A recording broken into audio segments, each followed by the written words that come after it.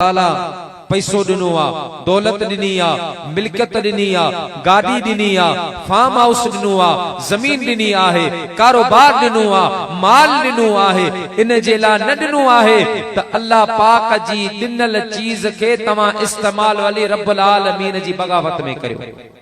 अल्लाह सा ऐलान जंग करियो। मुसलमान अज तू अमीर आही, अज तू पैसे वारो आही, अज तुझे खीसे में हज़ार रुपया पिया आहिन, कदे इहो भी गौर कंदो कर तो जेड़ा इंसान रोडन ते मुंजा प्यारा हिक हिक रुपए जे ला हथ फैलाईंदा आहिन। अल्लाह पाक तोखे ॾियण वारो बनायो आ, वो रब कादिर कदीर आ। जेकरे तोखे भिकारी बना छॾी अल्लाह का केर पुछण वारो आ। अज तोखे जिस्म ते नाज आ, अज तोखे पंजी सेहत ते नाज आहे। अरे कदे गौर कंदो कर उन शख्सन जे मथा भी कंजो हथ कटल होंदो आ, कंजो पैर कटल होंदो आ, कंजी अख निकतल होंदी आहे, को मूजी मर्ज में गिरफ्तार होंदो आहे, को कैंसर में वर्तल होंदो आहे। अल्लाह तोखे सेहत ॾिनी आ, जिस्म ॾिनो आहे। शुक्र उन रब जो कर। अल्लाह पाक अचे मुझा प्यारा दोस्त बुजुर्गो अजाब के दावत न दे। अल्लाह का डिज तौबा कर, इस्तगफार कर। कई एड़ा जोधा जवान जेके सेहतमंद भी हा, जेके यारी वारा हा, दोस्ती वारा हा, पैसे वारा हा। मुझा प्यारा हिकड़े हिकड़े वक्त में जेके होटलन ते वनी करे खादा खाइंदा हा तो उन जो 50-50 बिल इंदो हो। अज उवे एड़न मर्जन में मुब्तला आहिन जो उन के सरब मुझा प्यारा दोस्त बुजुर्गो जूस या पानी तो नसीब थी।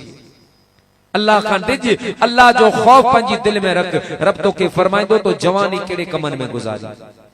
तुझी मुझी जिंदगी, तुझी मुझी जवानी जो हर लम्हो, हर मिनट, हर सेकंड बारगाहे खुदावंदी में महफूज थी रहियो आ। अल्लाह पाक तो खां इहो सवाल कंदो तो पैसो किथां कमायो हो, किथे तो खर्च कयो हो। पैसे पैसे पाई पाई जो हिसाब अल्लाह पाक तो खां वठंदो।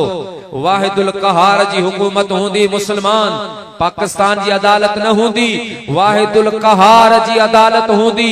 तुझी ज़बान बंद थींदी, तुझा हथ गालाइंदा, तुझा पैर गालाइंदा, तुझा दोस्त अल अखिल्ला यौमइज़िन बादुहुम लिबाद अदुव्वुन। तुझा दोस्त जिन सां गॾु पार्टियूं कंदो है, जिन सां गॾु दावतूं उॾारींदो है, जिन सां गॾु इज्जतूं पायमाल कंदो है, उहे तुझा दोस्त क़यामत जे ॾियारे तुझे खिलाफ खुदा जी बारगाह में गवाही ॾींदा। तुझा यार गवाही दींदा। अल्लाह पाक तो खां पुछंदो जे आयो आही त आखिरत जे ला छा खणी आयो आही, अमल केड़ा आंदा थई। उन ॾींहं जी तैयारी कर मुसलमान, उन ॾींहं जी तैयारी कर। अल्लाह जो खौफ पंहिंजे दिल में रख। मुंहिंजा प्यारा मुसलमान भाइरो, केर ईअं न चवे अञा आऊं जवान आहियां, अञा मुंहिंजी उम्र का नंढी आहे, वॾो थियां पोड़ो थियां 50-60 साल का पुठियां पोइ नमाज पढ़बी न। आगाह अपने मौत से कोई बशर नहीं, सामान 100 बरस का पल की खबर नहीं। एक लम्हे जी भी खबर ना है। अज असा अल्लाह पाक जा एडा त नाफरमान थी विया आहियूं जो खुदा असा के याद ही कोनी दो। नमाज अजान अचे बुधण ला तैयार ना। असा जो मस्जिदों वीरान लगियो पयो आहिन, असा जो मस्जिदों गैर आबाद थींदी पयो वञन, पो शिकायत होंदी रोजी में बरकत कोने, सुकून ना है, निंड नथी अचे, घर में बीमारी नथी वने, औलाद नाफरमान थींदो वने। ओ मुजा मुसलमान, अल्लाह रब्बुल आलमीन जे जने जिक्र का मुंह मोड़बो आ, अल्लाह पाक उन के हर मुसीबत में गिरफ्तार करे वठंदो आ। पो करोड़ रुपयन जी आमदनी होंदी, सुकून न होंदो। पो अरबे रुपयन जी मुझा प्यारा दोस्त बुजुर्गों जी लेन देन होंदी, लेकिन सुकून जी निंड उनके नसीब कोन होंदी, उनके आराम इत्मीनान उनके नसीब कोन होंदो। जो अल्लाह जे जिक्र का मुंह मोड़ींदो आहे, बी त कंहिं शइ मां उनके सुकून नसीब न थींदो, पर पंहिंजे औलाद मां बि उनके सुकून नसीब कोन थींदो। इन जे ला अल्लाह पाक खां डिजो कम से कम 5 वक्त जी नमाज, 5 वक्त जी नमाज, जेका नमाज अल्लाह पाक छो फर्ज कई है। तमा सा नमाज तो बुधना आयूं, पर तमा कदे सोचो त नमाज छो फर्ज थी है। याद रख मुसलमान, अल्लाह रब्बुल आलमीन के नमाज इबादत जी जरूरत ना है। अल्लाह पाक के इबादत जी जरूरत ना है। रब्बुल आलमीन उन जी इबादत जे ला मलाइका काफी है। अरे तुझी मुझी छा हैसियत आ, तुझी मुझी मुझा प्यारा दोस्त बुजुर्गो छा मकाम आहे। भाई उलमा बैठा आहिनि, मुझे हबीब पाक अलैहिस्सलातु वस्सलाम पंहिंजे सहाबा खे फरमायो, मुझा सहाबो तव्हां इहो न सोचजो त असीं जिहाद था करियूं, असीं नमाज़ूं था पढ़ूं, असां इस्लाम जी इमारत जी तामीरात में बाह बेली आहियूं, असां बच्चा कुहाया, असां घर छॾियो, वतन छॾियो, घर बार छॾियो, कुर्बानियूं ॾिनियूं। तव्हां इहो न सोचजा त को असां जेकर दीन जो कम न करियूं हा त इहो कम न थिए हा। मुझे हबीब फरमाए न, उहो मालिक अकबर आहे, अवां जेकर दीन जो कम छॾे ॾींदो, अल्लाह पाक का अहिड़ी ॿी क़ौम आणींदो जेका मां मोहम्मद जे दीन जो कम कंदी रहंदी। ये अवां जी खुश नसीबी आहे जो तव्हां दीन जो कम करे रहिया आहियो। तो बिल्कुल अड़ी तरह अल्लाह पाक के इबादत की जरूरत ना है। लेकिन मुसलमान ये ॾाढा कीमती जुमला आहिनि जेके आउं तुंहिंजी दामन में छॾे पियो वञा, इन ते गौर कजां, फिक्र कजां, अल्लाह कंदो तुंहिंजे लाइ हिदायत जो रस्तो खुली पवंदो। मुसलमान अल्लाह पाक सिर्फ आज़माइण चाहींदो आहे, रब सिर्फ परखण चाहींदो आहे। मुंहिंजूं नेमतूं, मुंहिंजूं रोज़ ॾिनल इज़तूं, मुंहिंजूं ॾिनल रोज़ियूं, मुंहिंजो ॾिनल कारोबार, मुंहिंजी ॾिनल हिन खे ज़मीनूं, मां रब्बुल आलमीन हिन खे सभु कुझु ॾिनो आहे। सेहत ॾिनी, जिस्म ॾिनो, जान ॾिनो, कुशादो घर ॾिनो, औलाद ॾिनो, माल ॾिनो आहे, सभु कुझु ॾिनो आहे। हाणे थोरो आज़माए त ॾिसां मां रब्बुल आलमीन का फरमाइश करियां, मुंहिंजी फरमाइश पूरी करे थो या न। पोइ उन फरमाइश के अल्लाह ताला जी ज़ात बा बरकत कहिड़े अंदाज़ में कई, रब फरमायो व अकीमुस्सलाह, नमाज कायम, नमाज पढ़, नमाज पढ़, वो बदले में वरी रब तो फरमाए तोखे जन्नत ॾियां। हे सब नेमतूं तोखे में ॾिनियूं आहिनि, पर वरी तुंहिंजे नमाज पढ़ त तोखे जन्नत ॾियां।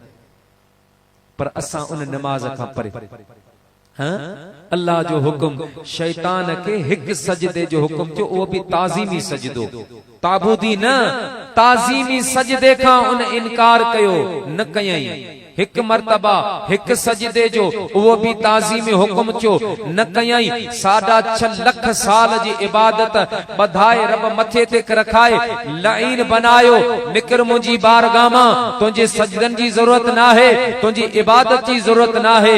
उनखे मां रब्बुल आलमीन लाइन बनाईंदो आहियां जेको मो रब जे हुक्म खां मुंहुं मोड़ींदो आहे। कदे तो सोचो आ उनके ताज़ीमी सजदे जो हुक्म थियो, तोखे मुखे अल्लाह पाक ताज़ीमी सजदे जो हुक्म कोन कयो, अल्लाह पाक तोखे मुखे ताबूदी फर्जी सजदे जो हुक्म कयो। शैतान के हिकड़ो हुक्म थियो, तोखे मुखे अल्लाह रब्बुल आलमीन कुरान पाक अंदर 700 दफा सजदे जो हुक्म ॾिनो आहे। 700 दफा सजदे जो हुक्म आ। असां सजदन खां परे, असां दीन इस्लाम सिर्फ ऐं सिर्फ यारें ऐं मिलाद के समझी वेठा आहियूं।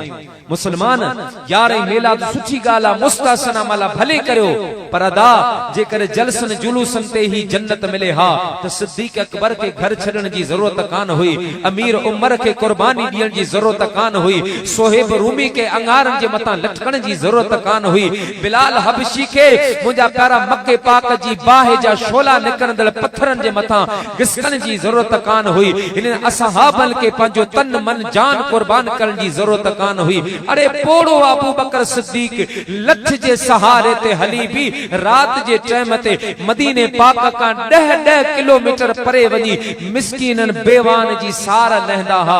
केर चवंदा हा अबू बकर एतरी कमजोरी आ, ज़ईफी आहे, पो बि हलो था। पाण फरमाइनि मदीने जे मीर फरमायो जेको के बेवा जी मदद कंदो आ अल्लाह उनके जन्नती बनाईंदो आ। अबू बकर तोखे त अब रसूलुल्लाह जन्नती बनायो आ, तू त अशरा मुबशरा मां आही। पाण फरमाई महबूबन त मूंखे बनायो आहे, पर नेकी जो जेकर कम हुजे तो उनखे कजे, छॾजे छो। थी सके तो अल्लाह जी रज़ामंदी इन नंढड़ी नेकी में रखियल हुजे। हां हिकड़ो साहबी रात हिकड़ी रकात में 2.5 सिपारा कुरान जी तिलावत कंदो हो। छो पे कयूं? महबूबन सां गॾु हा। लेकिन मुसलमान उनके खबर हुई त नमाज एक एड़ो अमल आहे जॾे उम्मती नमाज पढ़ंदो आहे तॾे अल्लाह रब्बुल आलमीन सां उहो कलाम कंदो आहे। जॾे बानू नमाज पढ़ंदो आहे तॾे अल्लाह सां उहो ॻाल्हाईंदो आहे, रब सां उहो कचारी कंदो आहे। पर जेकॾहिं उम्मती जो बाने जो ख्याल थी पवे, रब मूंसां कचारी करे त मुंहिंजे हबीब फरमाए उहो क़ुरान जी तिलावत करे। जेको चाहे रब मूसा कचारी करे त कुरान पढ़ो, जे चाहियो ता आऊं अल्लाह सा कचारी करा त नमाज पढ़ो। असां इन चीजन का परे मुसलमान नमाज नमाज ऐं नमाज, नमाज का सवा छुटकारो ना है, नमाज का सवा निजात ना है, नमाज का सवा फला ना है। नमाज में मुझे महबूब मदीने वारे मीर जी रज़ा छुपियल है। साईं फरमाता जे वट नमाज आहे केॾो गुनाहगार हूंदो क़यामत ॾींहुं उनखे मुंहिंजी शफ़ाअत नसीब थी, पर जे वट नमाज ना है वो क़यामत ॾींहुं मां मोहम्मद जी जमात मां न हूंदो। मुसलमान नमाज मुझो साईं तो फरमाए मुझो उम्मती जॾहिं नमाज पढ़ंदो आहे त मां मुस्तफ़ा जो अखियूं थदियूं थी पवंदियूं आहिनि, मां ख़ुशि थींदो आहियां, अल्लाह फ़ख्र कंदो आहे, रब नाज़ कंदो आहे। मलाइका चवंदा मलाइको ॾिसो हे मुंहिंजा बाना कीअं था मूं रब जी इबादत कनि। अॼु हिन मुंहिंजा प्यारा दोस्त बुज़ुर्गो हिन ॻोठ में हिन इलाइक़े में वेही करे इहो पक्की दिल सां इहो इरादो कर, इहा नियत कर त नमाज पढ़बी ऐं रसूल दो जहां सल्लल्लाहु अलैहि वसल्लम के राज़ी ऐं ख़ुश कबो। इस्माइल गबोल जे ॻोठ वारा जे पक्को वाइदो करे हितां उथणो आहे त नमाज पढ़बी रसूलुल्लाह के राज़ी कबो। अब छा ख्याल आहे पढ़बी नमाज?